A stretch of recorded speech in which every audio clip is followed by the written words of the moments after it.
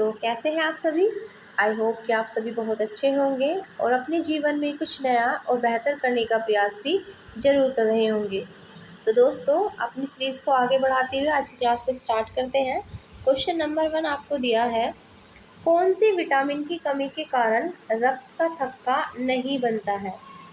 तो विटामिन्स की यहाँ पर बात की गई है कि वो कौन सा विटामिन है जिसके कारण हमारे जो ब्लड की क्लॉटिंग है वो नहीं हो पाती। तो ये है विटामिन के। विटामिन के, इसके कारण हमारे शरीर में रक्त का थक्का नहीं जम पाता। जबकि अगर विटामिन ए की बात की जाए तो विटामिन ए वो है जिसके कारण हो जाता है रतौंधी रोग। तो रतौंधी किसकी कमी के कारण होता है, विटामिन ए की कमी के कारण रतौंधी हो जाता है। और इसी के साथ यहाँ पर अगर बात की जाए विटामिन बी, तो विटामिन बी की कमी से होने वाला रोग है बेरी बेरी। तो बेरी बेरी जो रोग है विटामिन बी की कमी से होता है। और विटामिन सी की कमी से जो रोग होता है उसका नाम है स्कर्वी। तो स्कर्वी विटामिन सी की कमी से होगा। सारे के सारे इंपॉर्टेंट क्वेश्चन है, याद रखिएगा। मैंने टाइम से एग्जाम्स में पूछे भी गए हैं और आगे भी पूछे जाते रहेंगे। नेक्स्ट क्वेश्चन है, पक्षियों के अध्ययन को क्या कहा जाता है। तो स्टडी ऑफ बर्ड्स, इसको क्या कहा जाता है हमसे पूछा है। देखिए, सबसे पहले में दिया है सेरिकल्चर। सेरिकल्चर कहा जाता है रेशम कीट पालन को, यानी कि जो रेशम के कीड़े पाले जाते हैं रेशम कीट पालन को कहा जाता है सेरिकल्चर। वहीं अगर हम बात करें एपीकल्चर, तो मधुमक्खी पालन को कहा जाता है एपीकल्चर। तो मधुमक्खी पालन हम किसका करते हैं, किसके अंदर करते हैं, एपीकल्चर के अंदर। पीसी कल्चर की यहाँ बात की गई है। पीसी कल्चर संबंधित है मत्स्य या मछली के उत्पादन से, यानी कि मछली जो है मत्स्य या मछली के उत्पादन से संबंधित है हमारा कौन सा, तो पीसी कल्चर है। इसमें मछलियों का अध्ययन किया जाता है। और ऑर्निथोलॉजी जो है ये, इसके अंदर किया जाता है पक्षियों का अध्ययन। तो स्टडी ऑफ बर्ड को क्या कहा जाता है, स्टडी ऑफ बर्ड्स को कहा जाता है ऑर्निथोलॉजी। क्लियर। चलिए आगे बढ़ते हैं नेक्स्ट क्वेश्चन पर। नेक्स्ट है, योजना आयोग के स्थान पर किसकी स्थापना हुई थी। तो देखिए यहाँ पर योजना आयोग, योजना आयोग की बात की अगर हम करें तो यहाँ पर ये संविधान में मेंशन नहीं था। योजना आयोग जब बनाया गया था, जब ये आया था तो ये संविधान में हमारे नहीं था। तो योजना आयोग को बाद में बनाया गया था एक बिल को पास करके। और फिर यहाँ पर जब ये योजना आयोग आया तो इसकी जगह फिर यहाँ पर ले ली थी नीति आयोग ने। तो ये बात है 14 अगस्त 2014 की। तो यहाँ पर इस दिन क्या होता है, प्रधानमंत्री जो है ये घोषणा करते हैं लाल किले से कि योजना आयोग का जो कार्यकाल है, ये योजना आयोग जो है अब इसको समाप्त कर दिया जाएगा और इसकी जगह अब नया काम करेगा नीति आयोग। तो नीति आयोग आया और नीति आयोग 1 जनवरी 2015 से नीति आयोग ने अपना काम करना शुरू किया। आपसे एक क्वेश्चन ये पूछा जाता है कि नीति आयोग किस रूप में काम करता है। तो याद रखिएगा, नीति आयोग एक थिंक टैंक के रूप में काम करता है नीति आयोग। और नीति आयोग के अध्यक्ष जो होते हैं वो प्रधानमंत्री होते हैं। जो भी प्रधानमंत्री के पद पर होगा वही नीति आयोग का अध्यक्ष होगा, ये भी याद रखिएगा। और नीति आयोग की आपसे फुल फॉर्म भी पूछी जाती है। तो नीति आयोग की फुल फॉर्म होती है नीति की, क्योंकि आयोग तो आयोग हो गया, नीति की फुल फॉर्म होती है national institute for transforming India, ये भी याद रखिएगा। नेक्स्ट क्वेश्चन, भारतीय संविधान में मौलिक अधिकार कहाँ से लिए गए हैं। देखिए, मौलिक अधिकार जो कि संविधान के भाग 3 में दिए गए हैं। संविधान की अगर हम बात करें यहाँ पर, इसमें हम अधिकारों की, तो फंडामेंटल राइट्स हमारे भाग 3 में दिए गए हैं। और भाग 3 में जो हमने ये संविधान के अंदर मौलिक अधिकार शामिल किए हैं वो हमने यूएसए से लिए हैं, यानी कि अमेरिका। तो अमेरिका से हमने क्या लिया है, मौलिक अधिकार लिए हैं। वहीं अगर ब्रिटेन की बात करें तो हमारी जो संसदीय व्यवस्था है ये हमने कहाँ से ली है, संसदीय व्यवस्था ये हमने ब्रिटेन से ली है।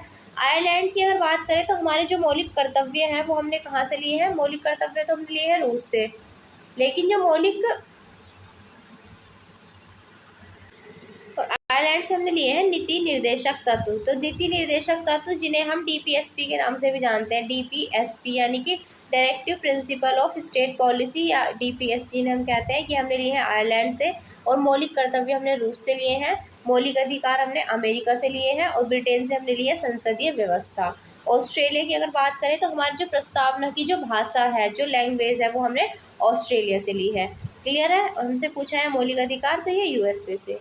नेक्स्ट क्वेश्चन देखते हैं, राज्य पुनर्गठन आयोग किस वर्ष पारित किया गया था।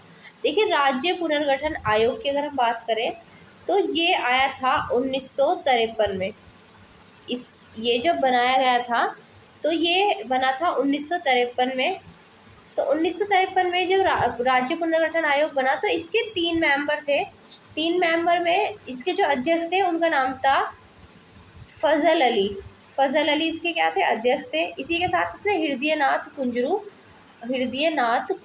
और के एम पणिक्कर ये इसके 3 सदस्य थे। फजल अली, हृदयनाथ कुंजरू और के.एम. पणिक्कर ये तीनों इसके सदस्य थे और अध्यक्ष थे इसमें फजल अली। तो जब ये आया तो इसने 1955 में अपनी सिफारिशें पेश की राज्य पुनर्गठन आयोग ने, और फिर 1956 में राज्य पुनर्गठन आयोग बनाया गया। और 1956 में जब राज्य पुनर्गठन आयोग बनाया गया, इसी के आधार पर यहाँ पर जो आंध्र प्रदेश है वो भारत का सबसे पहले, याद रखना, भाषा के आधार पर जो सबसे पहले भारत के अंदर राज्य बनने वाला है वो है हमारा आंध्र प्रदेश। और ये कब बना था, 1953 में बना था। भाषा के आधार पर सबसे पहला राज्य है। फिर इसके आधार पर 1956 में जब ये राज्य पुनर्गठन आयोग पूरी तरह से बन गया तो इसके आधार पर फिर भारत में और राज्यों का भी गठन किया गया, और भाषा के आधार पर सभी का। नेक्स्ट क्वेश्चन है, सेबी की स्थापना किस वर्ष हुई थी? तो सेबी की स्थापना हुई थी 1988, 1998 में हुई थी सेबी की स्थापना। इम्पोर्टेंट रहेगा, याद रखिएगा। और 1986 की अगर बात करें तो इसमें हमारा आया था पर्यावरण संरक्षण अधिनियम। तो पर्यावरण संरक्षण अधिनियम कब आया था हमारा, ये आया था 1986 में। और जो मिड डे मील योजना है, मिड डे मील योजना ये 1995 में शुरू की गई थी, 1995 में। और इसका नाम बदलकर अब कर दिया गया है पीएम पोषण योजना, याद रखिएगा। और एक क्वेश्चन आपसे पूछा जाता है कि पोषण माह के रूप में किसको मनाया जाता है, पोषण माह। तो याद रखिएगा, पोषण माह के रूप में जो जाना जाता है वो कौन सा मंथ है, वो है हमारा सितंबर, यानी कि सितंबर। सितंबर इज नोन एज पोषण माह। इम्पोर्टेंट क्वेश्चन है, याद रखिएगा। और अगर आपसे ये पूछ ले कि पोषण सप्ताह, तो 1 से लेकर 7 सितंबर तक जो मनाया जाता है वो होता है हमारा पोषण सप्ताह। क्लियर? चलिए आगे बढ़ते हैं। अब बजट कौन से अनुच्छेद से संबंधित है? देखिए, बजट की अगर बात करें तो पहली बात तो ये जो शब्द है बजट, इसका हमारे संविधान में कहीं भी कोई जिक्र नहीं किया गया है। बजट की जगह जो हमारे संविधान में जिक्र किया गया है उस शब्द का नाम है वार्षिक वित्तीय विवरण। देखिए, बजट शब्द का तो यूज नहीं किया गया, इसकी जगह जो शब्द यूज किया गया है वो कौन सा है, वार्षिक वित्तीय विवरण। तो बजट के लिए एक शब्द यूज किया गया है वार्षिक वित्तीय विवरण। और कौन से आर्टिकल में, 112 में बजट की बात की गई है। इसी के साथ आर्टिकल 110 जो है ये धन विधेयक से संबंधित है। आर्टिकल 111 ये राष्ट्रपति की वीटो पावर से संबंधित है। और 114 बात करता है विनियोग विधेयक की। तो विनियोग विधेयक किसके लिए लाया जाता है, जब भी हमें पैसे निकालने होते हैं संचित निधि से धन निकालने के लिए, तो यहाँ पर विनियोग विधेयक भी लाया जाता है। क्लियर? चलिए आगे बढ़ते हैं नेक्स्ट क्वेश्चन पर। नेक्स्ट क्वेश्चन है, सिकंदर ने भारत विजय का अभियान किस वर्ष शुरू किया था? तो सिकंदर ने भारत विजय का अभियान किस वर्ष शुरू किया था? सबसे पहले ये जानते हैं कि सिकंदर का जन्म कब हुआ था। सिकंदर का जन्म हुआ था 356 ईसा पूर्व या 356 बीसी के अंदर जन्म हुआ था सिकंदर का। फिर इसके बाद सिकंदर ने भारत पर आक्रमण जब किया था, अपने जो इसने अभियान की स्टार्टिंग की थी वो 326 ईसा पूर्व में क्या किया था, इसने अपने आक्रमण की शुरुआत की थी। और फिर जब ये भारत को जीतने के क्रम में आगे बढ़ता है तो ये कई युद्ध वगैरह करता है। लेकिन जैसे ही ये पहुंचता है व्यास नदी के किनारे, तो व्यास नदी के दूसरी साइड ये खड़ी देखता है घनानंद की विशाल सेना, और उसकी सेना को देखकर सिकंदर की सेना डर जाती है और युद्ध करने से मना कर देती है।